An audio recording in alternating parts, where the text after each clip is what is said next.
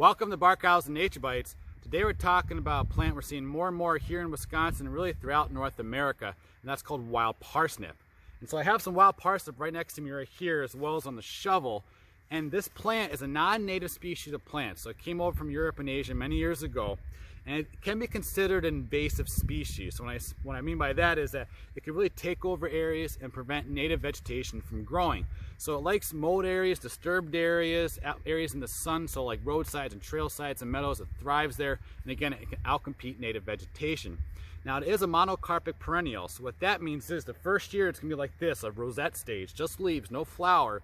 The year after that, it's going to send up a tall stalk, 4 to 6 feet tall in fact, with a flower on top. And the flower is going to be a broad flower with a flat top, yellow in color. So if I had to describe the flower, it reminds me of like a Queensland's lace flower, that white flower with a flat top, kind of like that, but a little bit bigger and yellow in color.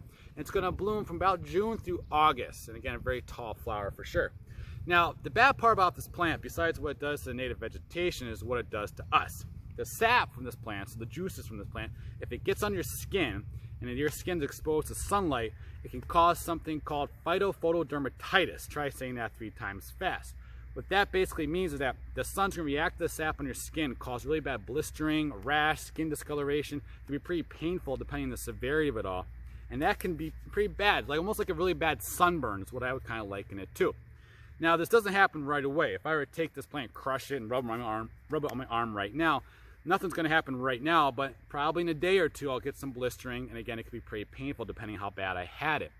The other thing is after all that blistering and rashing is gone, you're going to get some skin discoloration, and that can last for a couple years. In fact, I had on my arm once, I had it last for over 4 years. So definitely a plant you want to avoid, and you can imagine that sometimes people are working or taking a line trimmer and like going through a ditch, chopping this plant, not knowing what it was, with shorts on and short sleeves, and it can cause some pretty bad problems. So know what it looks like, tall yellow flower, flat top, blooms from June through August. Stay away from as much as you can. If you have to work around it, long pants, long sleeves, gloves for sure. If you're trying to get rid of it, there's a lot of good information online, but a couple quick tips. A shovel, like a spade shovel, just take it, chop it beneath the ground like 1 or 2 inches and toss it off to the side. That'll kill it. The big thing, if I had to recommend anything, is really stop it from going to seed, because the seeds will stay viable, so they'll be able to germinate for several years in the soil. So if you can stop that plant from going to seed, you're helping yourself down the road, hopefully get rid of it altogether. So if you see that flower, just chop it off right away. But again, a lot of good information online about this plant. So if you're walking around any trails or along see it by a road, see a tall yellow flower, flat top, June through August, just stay clear of it. Thanks for watching Barkhausen Nature Bites.